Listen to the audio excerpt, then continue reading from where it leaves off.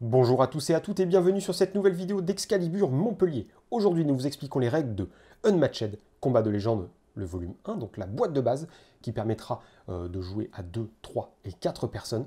Un jeu de combat tactique légèrement asymétrique, qui est créé par Rob Davio et Justin Jacobson et illustré par Oliver Barrett. Nous pouvons y jouer dès 9-10 ans.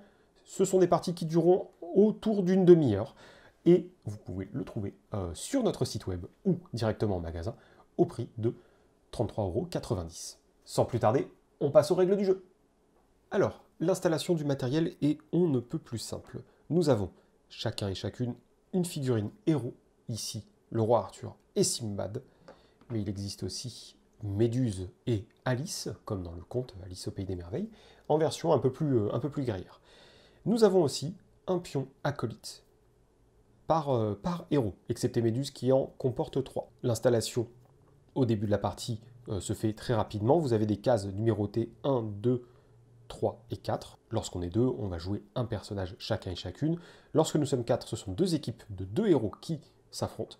Et lorsque vous êtes 3, ce sont aussi 2 équipes de 2 héros qui s'affrontent, sachant qu'une personne contrôlera 2 héros à ce moment-là.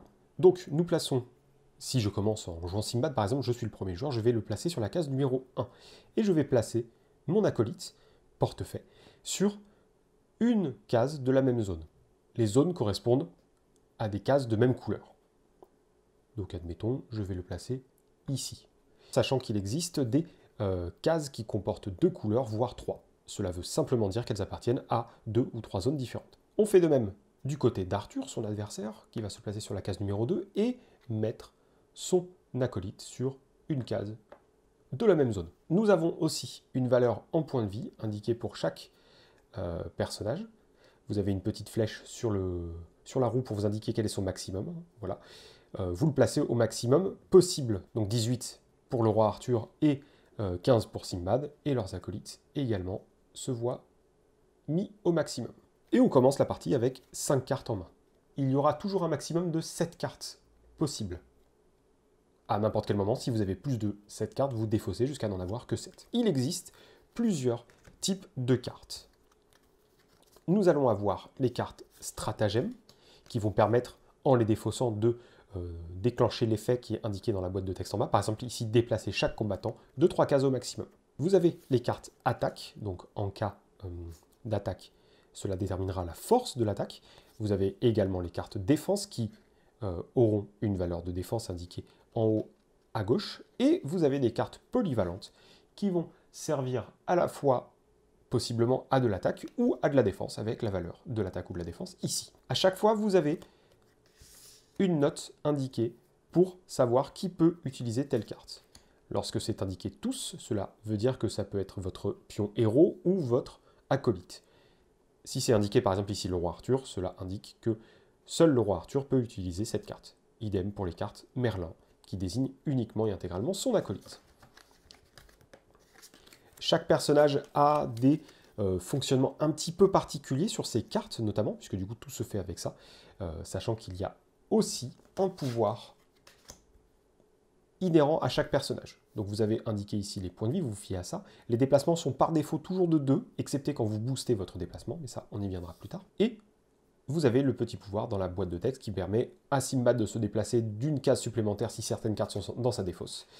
Et à Arthur de pouvoir booster ses attaques, chose qui ne serait pas possible autrement. Donc, comment jouer? Ça va être assez simple. On a 3 actions possibles et il faut en faire 2 par tour. Nous avons, première action, les cartes stratagèmes. Donc les cartes stratagèmes, comme je vous l'expliquais, vous permettent de résoudre immédiatement l'effet qui est indiqué dans la boîte de texte. Ici, piocher 3 cartes pour Simbad, par exemple. Nous avons aussi la possibilité de faire une manœuvre, c'est la deuxième action possible. La manœuvre, c'est très simple. Elle consiste à piocher une carte et de déplacer chacun de vos combattants de 0, 1 ou 2 cases. Donc là, par exemple, je vais décider de déplacer portefaix d'une case et Simbad d'une case aussi. J'aurais pu les déplacer tous les deux de 2 cases. Et si je souhaite à tout moment booster le déplacement, je peux défausser une carte en n'utilisant pas l'effet dans la boîte de texte et en utilisant la valeur dans le cercle entouré de blanc, ici, afin d'ajouter +1, +2 ou +3 à sa valeur de déplacement. Ensuite, il y a l'attaque.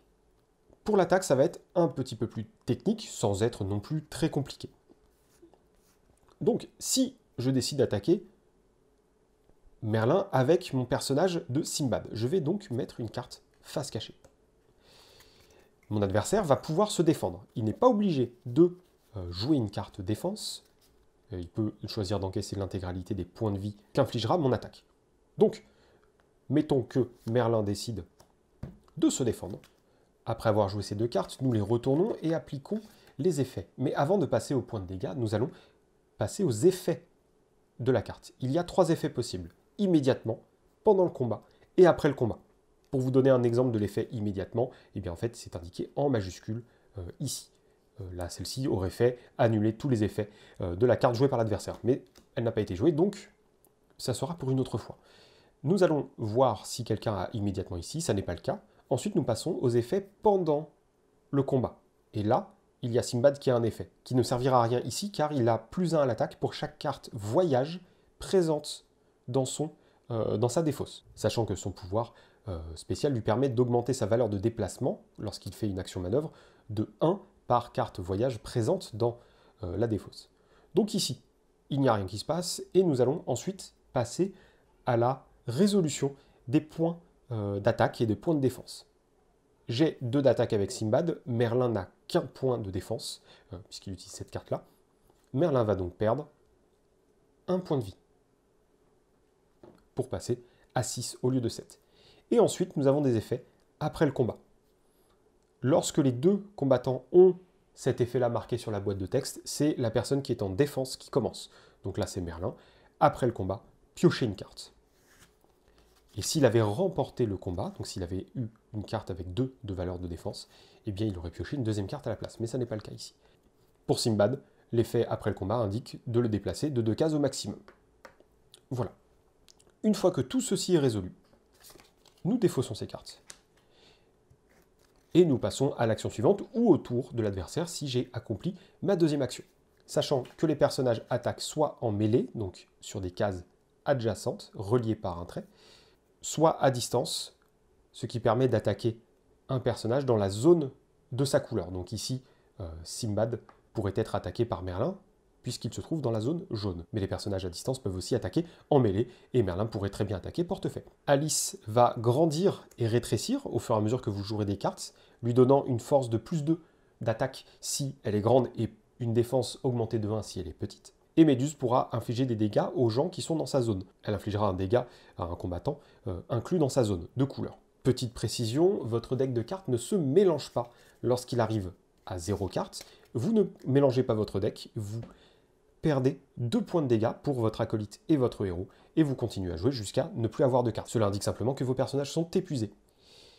Et voilà, c'est la fin de cette vidéo qui vous expliquait les règles de Unmatched, Combat de légende. Le volume 1 des extensions sont à prévoir prochainement.